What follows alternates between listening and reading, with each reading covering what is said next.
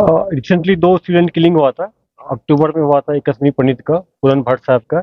दूसरा हुआ था नेपाल के एक मजदूर का हुआ था, थापा साहब का।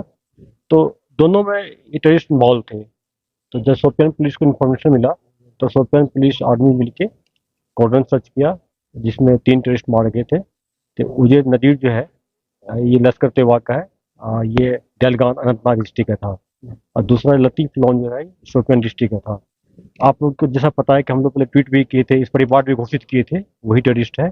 और दोनों मारा गया। उसके साथ एक और नया लड़का ज्वाइन किया था पिछले महीने, डाउन टाउन बारामूला को, भी मारा गया है, ककरू। तो अभी प्रेजेंटेशन क्या है, या अभी कॉर्डन पे अभी कुछ एक्सपेक्टेशंस ये है? पूरा सर्च हो गया, 3 टेररिस्ट मारे गए।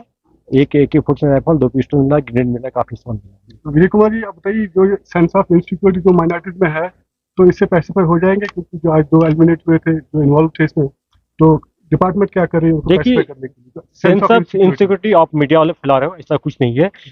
कि पिछले 3 साल में जितना भी सिविलियन किलिंग हुआ है, इंक्लूडिंग कश्मीर पंडित, सारे मॉडल को या तो हम लोग पकड़ लिया या न्यूट्रलाइज कर दिए हैं। अभी तक में एक बच गया है, जिसमें आदिल वानी है, शोपियान का। उसको बहुत जल्दी हम लोग न्यूट्रलाइज कर देंगे।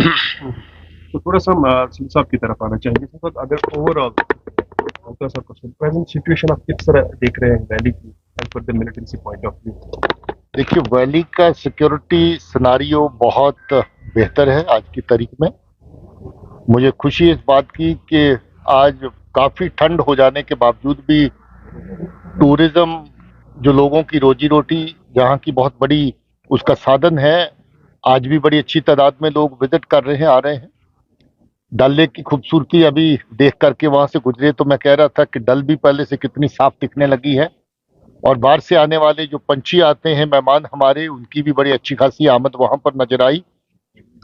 ओवरऑल जिलों में, श्रीनगर में ओवरऑल ड्यूटी की बात करें तो सिक्योरिटी की सिचुएशन बहुत बेहतर है। अभी भी हम लोग जो देख रहे हैं उसमें जो मॉड्यूल्स जो इस वक्त मिलिटेंसी को चलाते हैं, तंजीमों का तो लगभग सफाया हो चुका है। अभी जो मॉड्यूल कभी TRF के खाते में, कभी एक किसी के दूसरे के खाते में चलता है, उनका भी एक एक बात सफाया हो रहा है। जैसे ADG कश्मीर बता रहे थे कि ये भी एक मॉड्यूल जो सिविलियन और खासतौर पे मिनॉरिटी किलिंग में शामिल था, नॉन लोकल लेबर की किलिंग में शामिल था, इसका भी आज के एनकाउंटर में मान लीजिए सफाया हुआ। मैं समझ रहा हूँ कि सिक्योरिटी की सुरक्षा दिन ब दिन बेहतर हो रही है, लोगों का बहुत बड़ा ताउन है। इसके साथ आने वाले टाइम पे हम देख रहे हैं कि सिचुएशन 2-4 महीनों में और ज्यादा बेहतर होगी। तो ये जो पिछले कुछ हफ्तों से ये जो थर्ड नोटिस निकल रहे हैं माइग्रेंट्स के लिए, जो यहाँ पर काम कर रहे हैं, एम्प्लॉयज है, अपनी जिम्मेदारी पे रहे हैं, TRF की तरफ से निकल रहा है, इस पे कुछ पुलिस की कार्रवाई हुई है? और साथ साथ में ये TRF बाकी पाकिस्तान से प्लान हो रहे हैं या किसी और किसी की साजिश? देखिए, ये एक टैक्टिक्स है दहशतगर्दी को किसी न किसी फॉर्म में लोगों के मनों में डर पैदा करके रखने की। ये पाकिस्तान से इस तरह की टैक्सेस के ऊपर अमल किया जा रहा है। ISI स्पॉन्सर्ड जो टेरर आउटफिट्स हैं, खासतौर पे TRF, जो माउथ पीस है टेरर का आज की तारीख में, टेरर किसी भी आउटफिट का हो, मगर एक माउथ पीस अगर उनको चाहिए तो TRF के खाते में या कश्मीर फाइट के खाते में मिलता है। ये लोगों को डराने में और कश्मीर की जो पॉपुलेशन है, कश्मीर के जो लोग हैं, उनके मन में भी खौफ पैदा करने के लिए एक तरह का टैक्टिक है कि जहां पर बाहर से आने वाला ये ले गया, वो ले गया। कभी निहत्थे बेगुनाह को, बाहर वाले लेबरर को टारगेट करते हैं, कभी मिनॉरिटी को ये बता करके कि ये रिहैबिलिटेशन नहीं, ये सेटलमेंट की प्लान है, ये है प्लान है, वो प्लान है।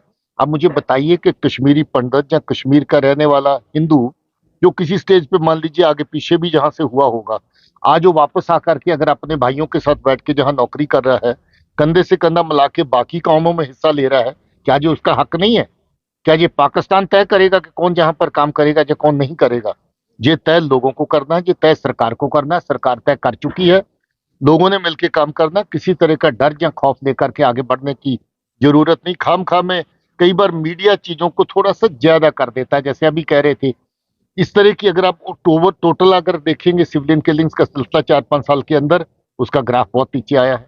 टेररिस्ट किलिंग का अगर आप सिलसिला देखेंगे तो लगभग टेररिस्ट जो है वो खत्म हो रहे हैं। आज तादाद में पहले भी कह चुका हूं कि डबल डिजिट के अंदर सीमित होकर रह गई है लोकल की भी, और डबल डिजिट के अंदर सीमित हो गई है फॉरेनर की भी। इन्फिल्ट्रेशन देखेंगे तो बहुत पहले से कम हो गई है। इक्का दुक्का जहां पर हुई है, कुछ तो सरहद के ऊपर ही इनकाउंटर हुए जिसमें ये लोग मारे गए इन्फिल्ट्रेट करते हुए, कुछ लोग इन्फिल्ट्रेट करने के बाद जहां पर हिंटरलैंड के अंदर एनकाउंटर्स के अंदर मारे गए हैं। ऑपरेशंस लगभग हर हफ्ते चल रहे हैं, कार्रवाई बराबर जारी है। मुझे लग रहा है कि आने वाले टाइम में जो छोटा मोटा इनका बचा खुचा एलिमेंट है उसका भी सफाया हो जाएगा। लोगों को डर और खौफ में रहने की जरूरत नहीं है, लोगों को पुलिस के साथ पूरा तावन करने की जरूरत है। कहीं भी इस तरह की को दहशत की साजिश अगर बनती है, पनपती है, उसको खत्म करना पुलिस का और सिक्योरिटी फोर्सेस का काम है। इसमें खामखा में पैनिक में ना आना ये लोगों को एडवाइस किया जाता है और मीडिया को अपील की जाती है कि इन इश्यूज को बहुत ज्यादा उभार के ऊपर नीचे करके बताने की जरूरत नहीं है। Mr. Singh Manillas, today is the 20th of December and today Chalai Kalan will knocks the door of Kashmir Valley. किसी तरह की चेंजेस आ सकती है मिलिटेंटों के मूवमेंट्स में, क्योंकि मौसम का काफी इम्पैक्ट रहता है। देखिए, जब जब ठंड आती है तो दहशतगर्द जंगल छोड़ के घरों की तरफ आता है, तो जाहिर है कि जब जंगल छोड़ के बाग बगीचा छोड़ के घरों की तरफ आता है तो चांसेस रहते हैं कि ज्यादा कहीं ना कहीं आमना सामना भी होता है। वैसे हम जंगल में जाने के लिए भी तैयार हैं और बाग बगीचों में जाने के लिए भी तैयार हैं। बर्फ हो ठंड हो उसका हमारी सेहत पे कोई असर नहीं पड़ता है, हमारी कार्रवाई बराबर जारी रहेगी। मगर अगर उनके टैक्टिक्स में कोई बदलाव आएगा तो हम लोग भी अपने टैक्टिक्स बराबर उसको जो है वो एडजस्ट करते रहते हैं, रिएडजस्ट करते रहते हैं। हमारी ये कोशिश है कि आवाम को बची कुची दहशतगर्दी जिसने जहां पर लोगों का जीना हराम किया, जिन्होंने बच्चों की पढ़ाई खत्म कर दी लगभग, जिन्होंने नौजवानों के कैरियर छीन लिए, उस सारे माहौल को बदल करके अमन का माहौल जहां पर बने, इसलिए हमारे ऑपरेशन और हमारी कार्रवाई आवाम के हक में जारी रहे। Thank you very much.